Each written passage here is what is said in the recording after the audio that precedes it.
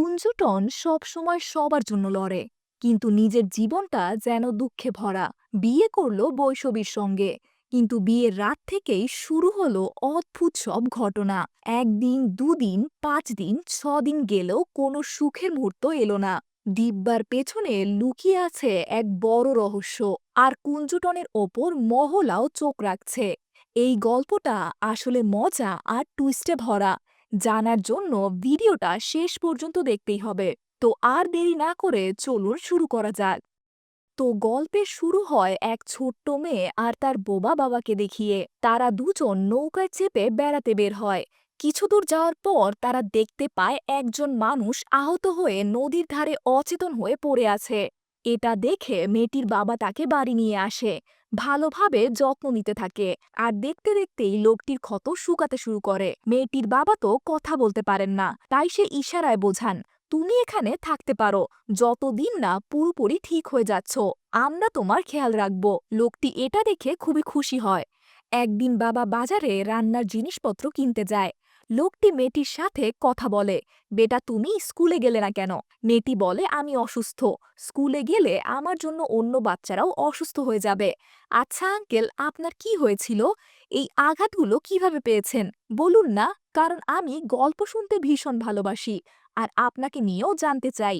এটা শুনে লোকটি বলে, ঠিক আছে, আমি তোমাকে কুঞ্জটন নামের একজন মানুষের কথা বলবো। সে একেবারে আশ্চর্য একজন মানুষ। শুনবে তো তার গল্প? মেয়েটি বলে, কেন নয় আঙ্কেল, অবশ্যই শুনবো। এরপর বন্ধুরা বাকি মুভির অংশ চলতে থাকে এই গল্পের সূত্র ধরেই। শুরুর দৃশ্যতে দেখা যায় একটি হোটেল। সেখানে অন্না নামের এক বাবুর্চি রাগ করে আটা মাখছে আর বিড়বিড় করে বলছে, এই খিটখিটে মালিক ঠিকমতো বেতন দেয় না, আর চায় আমি গোল গোল ফুলে ওঠা পুরি বানিয়ে সবাইকে খাওয়াই। আমি আর পুরি বানাবই না, যতদিন না আমার বেতন বাড়ছে আমি আর কিছুই করব না। রেগে অন্না মালিকের কাছে গিয়ে বলে, মালিক আমার বেতন দিন, না হলে এখনই কাজ ছেড়ে চলে যাচ্ছি। মালিক তখন বলে, বেতন কিসের বেতন?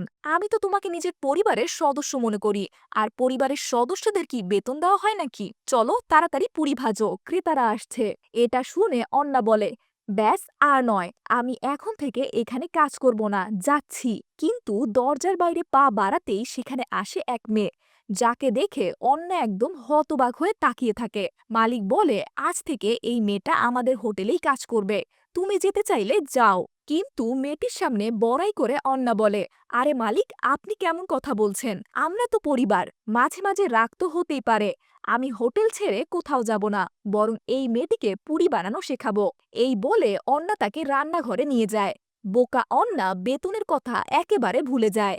এরপর হোটেলে আসে কুঞ্জটন। সবাই তাকে চা নাস্তা দেয় এবং গ্রামের এক অসুস্থ মেয়ের কথা বলে। তার 1 সপ্তাহের মধ্যে অপারেশন করতে হবে, না হলে প্রাণের ঝুঁকি আছে। অপারেশনে লাগবে 20 লাখ টাকা। গ্রামের সবাই মিলে 5 লাখ টাকা জোগাড় করেছে। যদি আপনি সাহায্য করেন তাহলে বাকিটা মিলে যাবে। এই কথা শুনে কুঞ্জটন সঙ্গে সঙ্গেই রাজি হয়ে যায়, কারণ অসুস্থ মেয়েটি আসলে তার শিক্ষকের মেয়ে। তাই সে বলে, আপনাদের আর টাকা জোগাড় করতে হবে না, পুরো 20 লাখ টাকা আমি দেব, চিন্তা করবেন না। এটা শুনে গ্রামের সবাই খুশি হয়ে যায়, কারণ কুঞ্জটন কখনো কারো সাহায্য না করে পিছিয়ে যায় না। পরের দৃশ্যে দেখা যায় কুঞ্জটনের ভাই তার মাকে এক মেয়ের ছবি দেখাচ্ছে, কারণ কুঞ্জটনের প্রোফাইল বিবাহ পরিচয় ওয়েবসাইটে বানানো হয়েছে। আর সেখান থেকে বৈশবী নামের এক মেয়ে তাকে রিকোয়েস্ট পাঠিয়েছে। সে জানিয়েছে তার পরিবার কুঞ্জটনের সাথে দেখা করতে চায়। এটা শুনে মা খুশি হলেও চিন্তিত হয়ে পড়ে। মেয়েটি কি কুঞ্জটনের উচ্চতা সম্পর্কে জানে তো, কারণ তার উচ্চতা খুবই কম। তখনই ভাই বলে, মা আমি তো সব তথ্য ওয়েবসাইটে দিয়ে দিয়েছি, সব জেনেই বৈশবী রিকোয়েস্ট পাঠিয়েছে। এতে মায়ের মন শান্ত হয় যে হয়তো এবার ছেলের বিয়ে হবে। কুঞ্জটনকেও বৈশবীর ছবি পাঠানো হয় পছন্দের জন্য। ছবি দেখে সে খুবই খুশি হয়ে যায়। বৈশবী যেন তার চোখে মনে জায়গা করে নিয়েছে। তার মনে আনন্দে লাড্ডু ফুটতে থাকে, আর সে বৈশবীর পরিবারকে দেখার জন্য রাজি হয়ে যায়। রাতে কুঞ্জটনের বন্ধুরা তাকে বলে, দেখ ভাই, তোর তো বিয়ে হতে চলেছে, তারপর তো তোর শুধু মজা আর মজা। কিন্তু কুঞ্জটন বুঝতেই পারে না তার বন্ধুরা আসলে কি বলতে চাইছে। তারপর তারা কুঞ্জটনকে এক সেক্স ওয়ার্কারের কাছে নিয়ে যায়। আর বলে আগে জেনে নে বিয়ের পর কি কি করতে হয়, না হলে তো আফসোস করবি। কুঞ্জটন এখানে গিয়ে খুবই লজ্জা পাচ্ছিল, কিন্তু তার বন্ধুরা সেই মেয়েকে সব কথা বুঝিয়ে দিয়েছিল।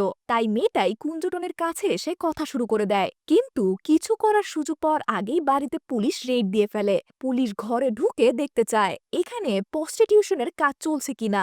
তখন বাড়িতে শুধু কুঞ্জটন আর ওই মেয়েটি ছিল। তখন নিজেকে বাঁচানোর জন্য কুঞ্জটন যেহেতু উচ্চতায় ছোট ছিল, সে বাচ্চাদের দোলনায় গিয়ে সেখানে শুয়ে পড়ে আর মুখে কাপড় দিয়ে বাচ্চাদের মতো কাঁদতে শুরু করে।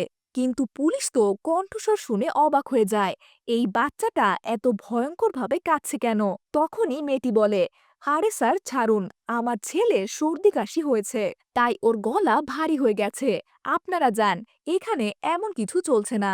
এই কথা শুনে পুলিশ অন্যদের বলে, চলো আমরা এখান থেকে চলে যাই, কেউ হয়তো আমাদের ভুল খবর দিয়েছে।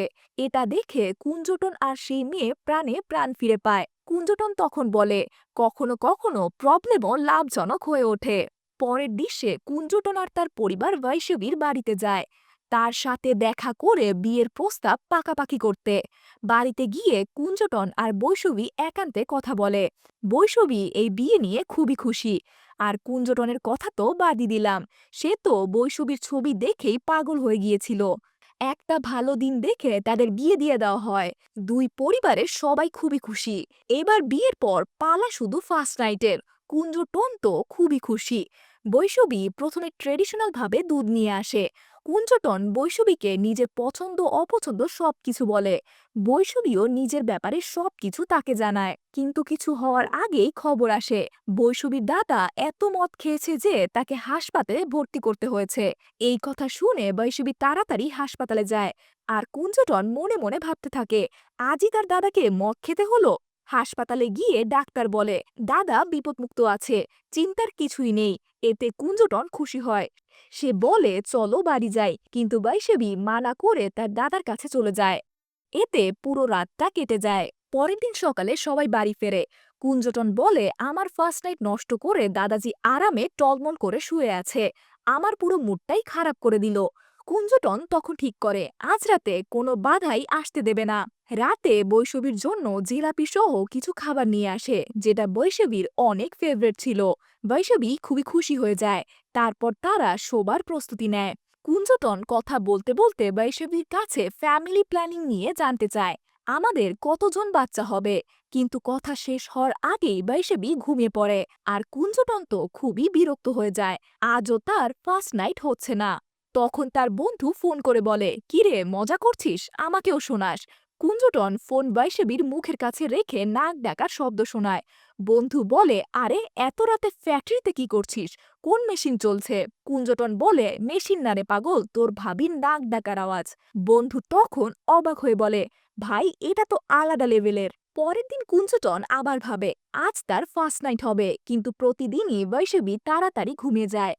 অবশেষে বিরক্ত হয়ে কুঞ্জটন বন্ধুকে সব বলে দেয়। বন্ধু বলে, দেখ তোরই শুরু করতে হবে। পুরনো গাড়ি বন্ধ হয়ে গেলে যেমন ঠেলা দিয়ে সার্ভিস করতে হয়, তারপরই সেটা চালু হয়, ভাবিরও ঠিক তাই অবস্থা, ঠেলা দিয়ে চালু করতে হবে। কুঞ্জটন বলে, ঠিক আছে সেটাই ট্রাই করব। রাতের বেলা বৈষ্ণবী আগের মতোই তাড়াতাড়ি ঘুমিয়ে পড়ে। কুঞ্জটন তখন তার বন্ধুর কথা মনে করে। ঘুমিয়ে যাওয়ার পরও তার কাছে যাওয়ার চেষ্টা করে, কিন্তু ছোঁয়ার সাথে সাথেই বৈষ্ণবী জেগে যায় আর ভীষণ রেগে যায়। সে কুঞ্জটনকে ঠেলে দূরে সরিয়ে দিয়ে বলে, আমাকে তুমি ছুলে কিভাবে আমার পারমিশন ছাড়া। কুঞ্জটন বলে, আরে আমি তো তোমার স্বামী, আমাকে কোন ব্যাপারে পারমিশন নিতে হবে। কুঞ্জটন বুঝে গিয়েছিল হয়তো এই বিয়েটা বৈষ্ণবী শুধু দেখানোর জন্য করেছে, সে তাকে ভালোবাসে না, শুধু তার টাকার জন্য তার সাথে রয়েছে। সে বৈষ্ণবীকে বলে, তুমি আমার টাকা দেখে আমার সাথে বিয়ে করেছো তাই না। তখন বৈষ্ণবী রেগে বলে, আমি কি তোমার চোখে ওই টাইপের মেয়ে। তারপর গিয়ে রাগের মাথায় নিজেকে ঘরের মধ্যে বন্ধ করে দেয়। শোরগোল শুনে কুঞ্জটনের দাদা দাদিও চলে আসে। তারা বৈষ্ণবীকে বোঝায় আর জিজ্ঞাসা করে, কি হয়েছে, তুমি এমন করছো কেন। তখন বৈষ্ণবী কাঁদতে কাঁদতে সব কথা বলে, ছোটবেলায় আমার ডান্স শেখার খুবই ইচ্ছা ছিল। একজন স্যার ছিলেন যার বাড়িতে গিয়ে আমি ডান্স শিখতাম, সেখানে আরো অনেক বাচ্চারা আসতো। একদিন আমি সময়ের আগেই তার বাড়িতে চলে যাই, তখন সেখানে আর কেউই ছিল না। সেই সময় স্যার আমার সাথে খারাপ আচরণ করে। তারপর থেকেই কেউ আমাকে ছুতে গেলে আমি ভয় পেয়ে যাই। আমি কখনোই বিয়ে করতে চাইনি, কিন্তু আশেপাশের লোকজন আমার মা-বাবাকে কথা শোনাতে থাকে, মেয়ের বিয়ে দিচ্ছেন না, সমস্যা হবে। তাই আমি কুঞ্জটনকে বিয়ে করার সিদ্ধান্ত নিলাম। ভেবেছিলাম তাকে বিয়ে করলে হয়তো ফিজিক্যাল রিলেশন করতে হবে না, শুধু আমরা দম্পতির মতোই থাকবো। আমি শুধু ফিজিক্যাল না করার জন্য এমন করেছিলাম, অথচ আমি কুঞ্জটনকে সত্যিই ভালোবাসি, তাকে স্বামী হিসেবে মানি। কিন্তু কুঞ্জটনও তো বাকিদের মতোই বের হলো, আমার ওপর দোষ চাপিয়ে দিল যে আমি শুধু তাকে টাকার জন্য বিয়ে করেছি। তখন কুঞ্জটন বলে, আরে যদি আমি আগে এসব জানতাম তাহলে কি এসব করতাম? আমি তোমার কথা বুঝতাম, কিন্তু তোমায় আমায় তো বলার দরকার ছিল, তাই না?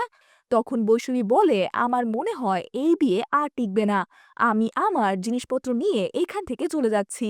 বেচারা কুঞ্জটন একা দুঃখী হয়ে বসে থাকে, সে বুঝতে পারে না কাকে কি বলবে। এরকম ভাবে এই পুরো ব্যাপারটাই তার হাইটের জন্য এসে দাঁড়িয়েছে, তাই সে নিজেকেই দোষারোপ করতে থাকে। বৈষ্ণবী তো কত ভালো ছিল, এসব বাজে জিনিস আমার করা উচিত হয়নি। বৈষ্ণবীর সাথে তো আমি এমনি খুশি থাকতে পারতাম, কিন্তু এখন তো সব শেষ। এরপর কুঞ্জটন একা থাকা শুরু করে, তার কাজে মন বসে না। বাড়ির লোকেরাও এই নিয়ে ভীষণ চিন্তায় পড়ে যায়, তাই তারা একজন পণ্ডিতজির সঙ্গে কথা বলে, কুঞ্জটনের কি দ্বিতীয় বিয়ে সম্ভব? পণ্ডিতজি তখন বলে, কুঞ্জটনের কুণ্ডলিতে শুধু একবার বিয়ের কথা লেখা আছে, যা এখন ভেঙে গেছে। তবে আমরা প্রার্থনা করতে পারি যেন সৃষ্টিকর্তা কুঞ্জটনের ভাগ্যে আরেকজন ভালো মেয়ে এনে দেয়। এর পরের সিনে কুঞ্জটনের বাড়িতে এক মেয়ে আসে, নাম বিদ্যা। সে কৃষকদের নিয়ে একটা ডকুমেন্টারি মুভি বানাচ্ছিল এবং সে কুঞ্জটনের বাবার ইন্টারভিউ নিতে এসেছিল। কুঞ্জটনের বাবা নিজের সম্পর্কে সব বলেন। কথা বলতে বলতে বিদ্যার চোখ যায় ফ্যামিলি ফটোতে, যেখানে কুঞ্জটনের ছোটবেলার ছবি দেখে সে তো অবাক হয়ে যায়। আসলে কুঞ্জটন তার সঙ্গে স্কুলে পড়তো, আর তখন তারা খুব ভালো বন্ধু ছিল। তাই সে কুঞ্জটনের বাবার কাছ থেকে তার নাম্বার নিয়ে তার সঙ্গে দেখা করার জন্য ডাকে। কুঞ্জটন তো অবাক, এ আবার কে, আর আমাকে চেনে কিভাবে? তখন বিদ্যা তাকে স্কুলের কাছে নিয়ে গিয়ে পুরনো কথা মনে করায়, কেমন করে তারা একসাথে পড়তো। এ দেখে তো কুঞ্জটন শকড। আরে বিদ্যা, এত বছর পরে তোমাকে চিনতেই পারিনি, কি সারপ্রাইজ দিলে! তোমার সাথে দেখা করে খুবই ভালো লাগলো। বিদ্যা তো খুবই খুশি, তারা স্কুলের দিনের কথা শেয়ার করতে থাকে। এটাই ছিল শুধু প্রথম দেখা, এরপর ধীরে ধীরে তারা প্রতিদিনই দেখা করতে থাকে, আর পুরনো বন্ধুত্ব আবার গভীর হয়। বৈষ্ণবী চলে যাওয়ার পর কুঞ্জটন আবার একটু একটু করে খুশি থাকতে শুরু করে। কিন্তু একদিন দেবানন্দ নামে এক লোক এসে কুঞ্জটনকে হুমকি দেয়, বিদ্যার থেকে দূরে থাকো। বিদ্যা আমার ছোট ভাইয়ের বান্ধবী, তাদের বিয়ে ঠিক হয়েছে, ওর কাছে আবার গেলে হাইট কমিয়ে দেব। এই কথা শুনে কুঞ্জটন বলে, যা খুশি তাই করো, বিদ্যা যদি আমাকে প্রপোজ করে তাহলে আমি একসেপ্ট করব, আর আমি তাকে বিয়েও করব। এতে দেবানন্দ রেগে গিয়ে কুঞ্জটনের হোটেলে আসে আর তার বাবাকে ধরে সবার সামনে মারে। তারপর পুরো বাজারে তার জামা কাপড় খুলে দেয়, বলে, তোর 1.5 ফুটের ছেলেকে বোঝা বিদ্যার থেকে দূরে থাকতে, নাইলে এটা শুধুই শুরু। সামনে এমন খারাপ হবে যা তুই ভাবতেও পারবি না। এই কথা জানতে পেরে বিদ্যা কুঞ্জটন আর তার বাবার কাছে ক্ষমা চায়। আমার জন্য আপনাদের কষ্ট পেতে হলো, এই দেবানন্দের ভাই জোর করে আমার পেছনে পড়েছে, দূরে যেতে চাইলে মেরে ফেলার হুমকি দেয়। বুঝতে পারছি না কি করব। তখনই কুঞ্জটনের বাবা বলে, ফিকার নট, আমার এক পুরনো বন্ধু আছে যে রেসলিং চ্যাম্পিয়ন, তার সামনে ভালো ভালো রেসলারদের প্যান্ট ভিজে যায়। সে দেবানন্দকে এমন শিক্ষা দেবে যে তার 7 পুরুষও মনে রাখবে। তাই কুঞ্জটন তার বাবার বন্ধুর সঙ্গে দেখা করতে যায়, কিন্তু গিয়ে জানতে পারে সেই বন্ধু 6 বছর আগেই মারা গেছে। তবে তার ছেলে মাল্য বেঁচে আছে, যে তার বাবার মতোই সাহসী। অন্য কোনো রাস্তা না পেয়ে কুঞ্জটন মাল্যকেই নিজের সাথে রাখে, যাতে সে সব সময় তার কাছে থাকে আর দেবানন্দ এলে তাকে সামলাতে পারে। মাল্য গ্রামে আসার সাথে সাথেই সবাই তাকে স্বাগতম জানিয়ে আতশবাজি ফাটাতে শুরু করে, কিন্তু মাল্য আতশবাজির শব্দে এমন ভয় পায় যে যেন বোম ফেটে গেছে। এখন যাকে নিয়ে এসেছে রেসলিং এর জন্য যদি দেবানন্দকে দেখে মাঠ থেকে পালিয়ে যায় তাহলে তো মুশকিল। পরের দিন কুঞ্জটন বিদ্যার সঙ্গে দেখা করে, যেখানে বিদ্যা তাকে মন্দির থেকে আনা প্রসাদ দেয়। আমি আজ সকালে মন্দিরে গিয়েছিলাম আমাদের দুজনের জন্য প্রার্থনা করতে। এই সেই প্রসাদ। তখন কুঞ্জটন বলে, আমার কাছেও তোমার জন্য কিছু আছে। সে একটা আংটি দেয়। বিদ্যার সেটা ভীষণ পছন্দ হয় আর সঙ্গে সঙ্গেই আঙুলে পরে নেয়। এভাবেই তাদের রিলেশনশিপ শুরু হয়। দুজনেই একে অপরকে পছন্দ করতে শুরু করে। কিন্তু বন্ধুরা, তখন আমরা দেখি বিদ্যা যেখানে থাকে সেখানে দেবানন্দ থাকে। আর ওরা দুজন পার্টনার। আর তাদের আরেকজন পার্টনার রয়েছে, নাম অর্জুন, যে বিদ্যার বয়ফ্রেন্ড। এই তিনজন মিলে কুঞ্জটনকে ফাঁসানোর প্ল্যান করছিল। বিদ্যা বলে কুঞ্জটন দেখতে ছোট হলেও ওর মাথায় অনেক তীক্ষ্ণ বুদ্ধি। বাইরে থেকে ভদ্রলোক মনে হয়, কিন্তু আসলে সে গোল্ড স্মাগলিং করে। কুঞ্জটন আর তার পার্টনার গৌতম বড় বড় গোল্ড ডিল করে। তার জন্য আমাদের অনেক ডিল ক্যান্সেল হয়ে গেছে আর আমাদের লাখ লাখ টাকার ক্ষতি হয়েছে। কিন্তু এইবার খুব বড় একটা ডিল হাতে আসতে চলেছে, যা আমি কুঞ্জটনের হাতে একদমই যেতে দেব না। তাই আমি ওর সাথে প্রেমের নাটক করেছি আর প্রসাদে এমন কেমিক্যাল মিশিয়ে দিয়েছি যাতে কুঞ্জটনের মাথা কাজ করা বন্ধ করে দেয়। ও বুঝতেই পারবে না করবে কি। যখন মাথায় থাকবে না তখন আর খেলবে কি। কিন্তু বন্ধুরা, ও ভুলে গিয়েছে যে কুঞ্জটন ওদের থেকেও 2 ধাপ এগিয়ে। কুঞ্জটন যখন প্রথম বিদ্যাকে দেখেছিল তখন থেকেই ওর সন্দেহ হয়। এতদিন কোনো মেয়ে বিনা কারণে তার জীবনে আসেনি, তাহলে এই মেয়ে কিভাবে এলো? তাই সে যে আংটিটি বিদ্যাকে দিয়েছিল তাতে ট্রান্সমিটার লাগিয়ে দেয়। এর সাহায্যে কুঞ্জটন ওর সব কথা শোনে, কিভাবে বিদ্যা তাকে ফাঁসানোর চেষ্টা করছে। সে প্রসাদও খায়নি। কুঞ্জটন বলে, পেয়াদারা এখন নিজেকে বাদশা ভাবতে শুরু করেছে। এখন দেখবে কে আসল বাদশা। ট্রান্সমিটারের মাধ্যমে কুঞ্জটন জেনে যায় যে বিদ্যা অর্জুনের সাথে মিলে সোনার তৈরি এক কন্টেনারে ডিল করতে যাচ্ছে, যাতে সিএমও তাদের সাহায্য করবে। কুঞ্জটন সঙ্গে সঙ্গে অর্জুনের এক সঙ্গীকে ধরে বেধড়ক মারে এবং হুমকি দেয়, কোথায় সেই কন্টেনার, বল, নাইলে জীবন্ত পুড়িয়ে দেব। ভয়ে লোকটা কন্টেনারের লোকেশন বলে দেয়। এদিকে অর্জুন তো টেনশনে। এইবার কুঞ্জটন ডিলটা নষ্ট না করে দেয়। অনেক কষ্ট করে ডিলটা হাতে পেয়েছি। হঠাৎই ওর চোখ পড়ে বিদ্যার আংটির দিকে। আংটি দেখেই বুঝে যায় এতে ট্রান্সমিটার আছে। কুঞ্জটন তার চেয়ে 2 ধাপ এগিয়ে গেছে আর কন্টেনারও দখল করে নিয়েছে। সে তাড়াতাড়ি কন্টেনারের কাছে পৌঁছায়, যেখানে গৌতম আর কুঞ্জটন আগেই উপস্থিত ছিল। অর্জুন তাদের বোঝানোর চেষ্টা করে, এই ডিল আমাদের করতে দাও, তোমরা তো অনেক ডিল আগে নিয়েছো। কিন্তু তখন গৌতম বলে, শুধু ডিলের কথা হলে মাফ করা যেত, কিন্তু তোমরা কুঞ্জটনকে মারতে চেয়েছো প্রসাদে কেমিক্যাল মিশিয়ে, এজন্য তোমাদের ছাড়বো না। তারপর দুই পক্ষের মধ্যে দারুণ এক ফাইট হয়। অর্জুন আর তার সব সঙ্গী হেরে যায় আর কুঞ্জটনের জয় হয়। কন্টেনারও তাদের হাতে চলে আসে। এরপর সেখানে আসে সেই লোক যাকে আমরা মুভির শুরুতে দেখেছিলাম। সে তখন পাশ দিয়ে যাচ্ছিল আর ঠিক তখনই দেখতে পায় বিদ্যা গুরুতর আহত অবস্থায় পড়ে আছে। সে যখন তাকে সামলাতে যায় তখনই গৌতম তাকে দেখে ফেলে আর গৌতম ভাবে এই লোকটা হয়তো বিদ্যার লোক। তাই সে কোনো কিছু না ভেবেই সরাসরি শুট করে দেয়, যার ফলে লোকটি আহত হয় এবং নদীর ধারে পড়ে যায়। এবার মুভির শেষ দৃশ্য। সেই ছোট্ট মেয়েটি লোকটিকে বলে, সব তো ঠিক আছে, গল্পটা আমার ভালো লেগেছে, কিন্তু কুঞ্জটনের জীবনে তো দুঃখ রয়েই গেল। সবাইকে সাহায্য করে, কিন্তু তার একা জীবনে সুখ ভরতে কেউ আর এলো না। তখন লোকটি বলে, এমনটি নয়। এরপর আমরা দেখি বৈষ্ণবী বুঝতে পেরেছে যে সে ভুল করেছে কুঞ্জটনকে ছেড়ে চলে গিয়ে। তাই সে আবার কুঞ্জটনের জীবনে ফিরে আসে।